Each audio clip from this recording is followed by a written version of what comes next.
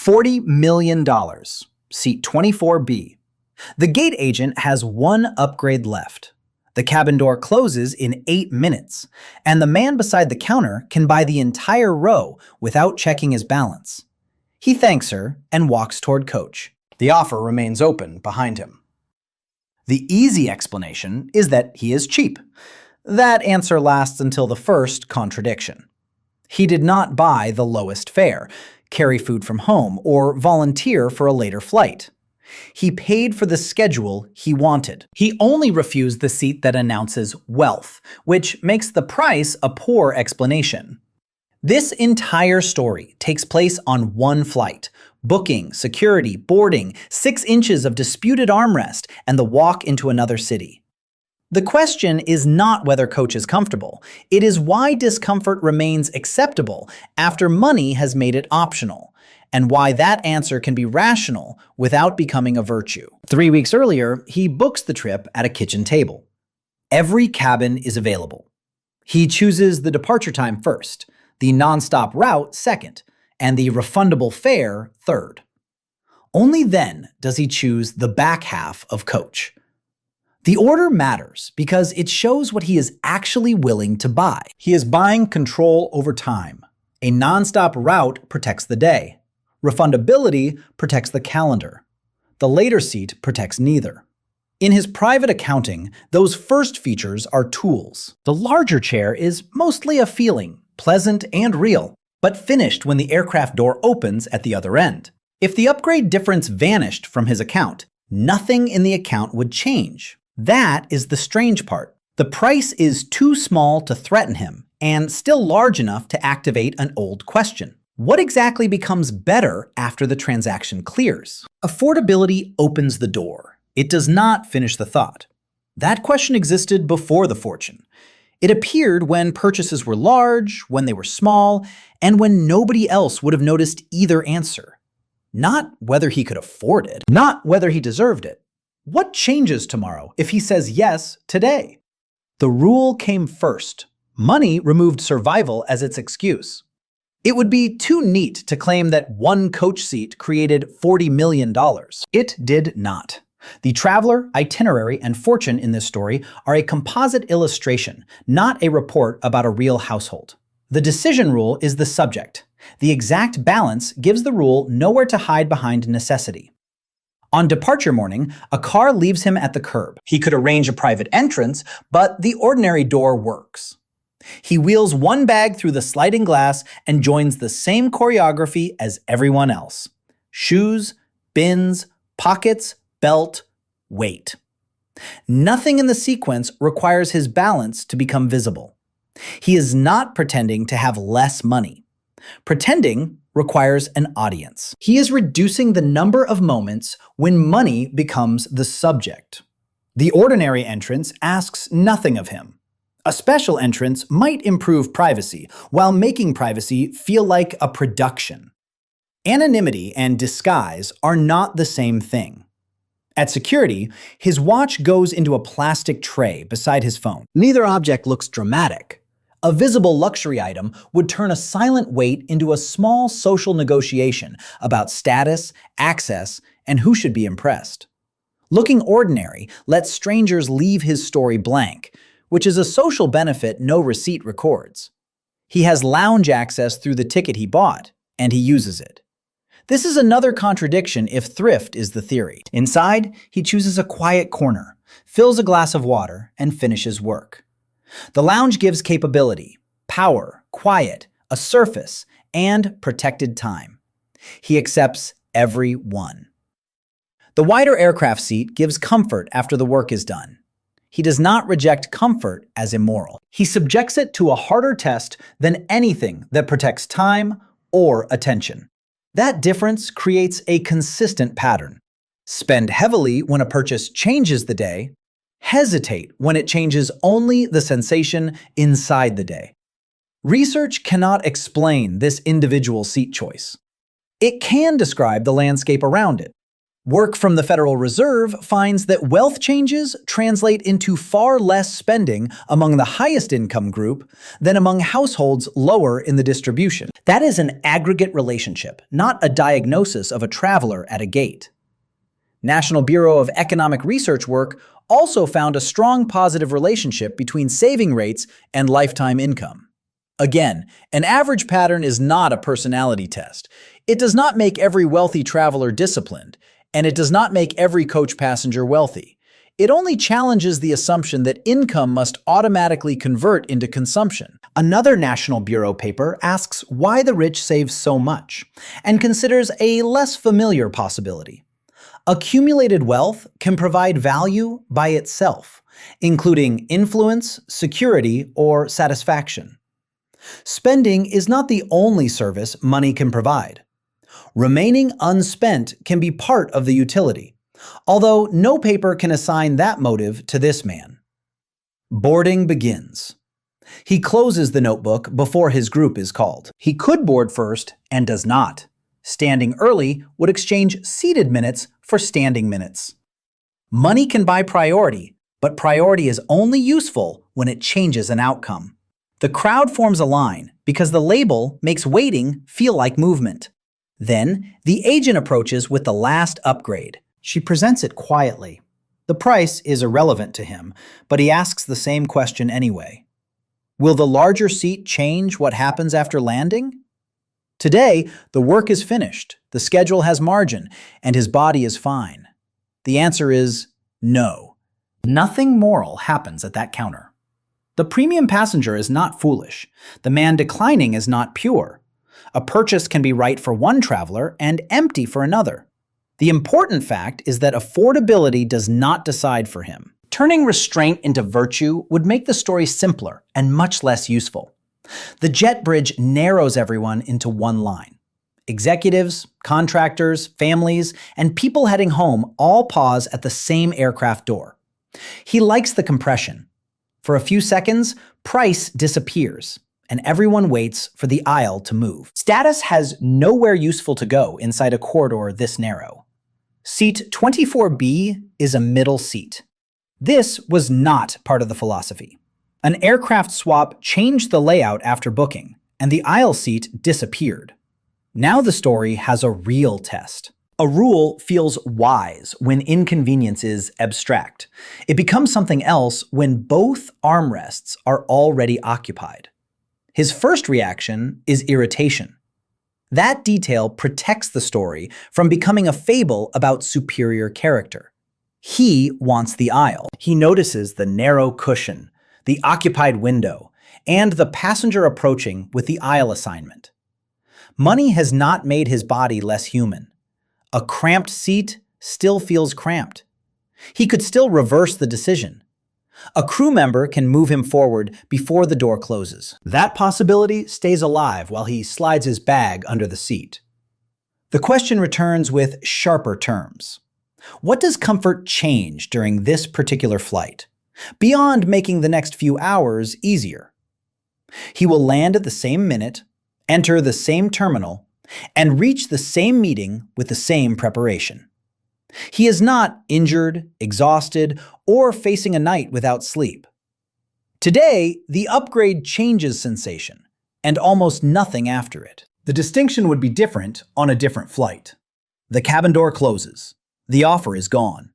He fastens the belt, places both hands on his knees, and feels a small wave of relief. Not because he saved the money, because the decision survived contact with inconvenience without requiring him to become someone else. The rule still belongs to him. This is frugality at scale, but penny pinching is the wrong name. Penny pinching protects pennies. His choice protects authorship. It proves that wealth still follows a rule he recognizes, instead of rewriting every ordinary action into a purchase decision. The balance can change his options without becoming the author of his personality. Behavioral research offers one useful piece. Studies of habit and context find that repeated choices in stable settings are less likely to be reconsidered automatically. When context changes, a window can open for deliberate choice. Wealth changed his resources, but airports, booking screens, and the private question remained familiar. Wealth itself is a context change, so habit cannot be the whole answer. He did reconsider many things. He bought time, flexibility, expert help, and the ability to leave bad arrangements quickly. The old rule survived only where its purpose still felt intact. This is selective continuity, not a frozen life. The aircraft pushes back. The aisle passenger claims the shared armrest without noticing. He notices. For a moment, $40 million and one disputed strip of plastic occupy the same consciousness. He could have removed this problem. Instead, he decides whether asking for half the armrest is worth creating a conversation. He appears indifferent. That is the mask. Under it, he is keeping score. The lost aisle seat, the armrest, the bag against his shoes, the person reclining ahead. Silence does not mean the experience is free. It means the cost has not defeated the reason. Composure and comfort are not the same thing. During takeoff, the city tilts beneath the wing. Nobody in the row speaks. The man has the unusual experience of being economically exceptional and physically ordinary at the same time. The second condition steadies the first. The seat does not know his balance, and the aircraft offers no special law of motion. Large fortunes distort feedback. More people agree, more inconveniences disappear, and more environments are arranged before arrival. Coach returns friction without flattery. The tray table does not open more gently because he owns more. The person ahead reclines without checking his net worth. Impersonal inconvenience carries unusually honest information. There is danger in admiring this too much. Wealthy frugality can become theater, especially when hardship is optional and other people absorb the inconvenience. Someone who refuses every expense may call it discipline, while assistants, relatives, or employees solve the consequences. A private rule is not admirable when its cost becomes somebody else's work. His own rule has a flaw. Because it helped shape his earlier life, he trusts it beyond the evidence. A rule that once protected freedom can become another authority. Refusing an upgrade automatically would be as unexamined as buying one automatically. Identity maintenance can quietly harden into identity defense. The better rule is not always coach. It is always ask. What changes after the purchase? Who carries the cost of refusal? Is the decision preserving freedom or merely preserving an old self-image? Those questions can justify the upgrade as easily as they can reject it. A useful principle must permit both answers. On a red eye before a difficult meeting, he would move forward. With an injured back, he would move forward. Traveling beside someone who needs space, he would buy the space. In each case, the seat changes tomorrow rather than merely decorating today. The same rule produces a different purchase when the circumstances change. At cruise altitude, the cabin settles. He opens no laptop because the work is finished. For several hours, he will sit inside a decision that produces no measurable return. The inability to monetize every minute is part of the bargain. Wealth has bought him enough margin for an ordinary flight to remain unproductive. The snack cart reaches the row. He accepts coffee and declines the packaged box. Not because of its price. He ate in the lounge and does not want it. The distinction is small but exact. Refusal follows usefulness, not a performance of deprivation. The choice would be invisible if nobody were searching for a moral. The aircraft enters light turbulence. Coffee trembles against the lid. Every cabin suddenly offers the same essential product: a belt, a seat, and a structure tested to carry people through unstable air. The premium difference narrows when the real function becomes visible. Comfort still matters, but safety is not a status tier. $40 million has already changed this flight. It made the ticket easy to replace, the missed meeting survivable, and any disruption financially boring. Those invisible protections are enormous. The seat does not need to display them for them to exist. His money is working hardest where no stranger can see it. His real upgrade is recoverability. If the flight diverts, he can book a room. If the bag disappears, he can replace what matters. If the trip fails, the failure does not become a financial emergency. He has upgraded the consequences, not the chair. That is a quieter and larger definition of luxury. The fortune acts like a shock absorber beneath ordinary life. Most days, the life still looks ordinary. The difference appears when something hits it. Constant comfort is visible, but reduced fragility is more consequential. One invites comparison. The other creates private room to recover, change direction, or leave. The aisle passenger wakes and apologizes for the armrest. He says it is fine, and this time it is. Coach is not only discomfort.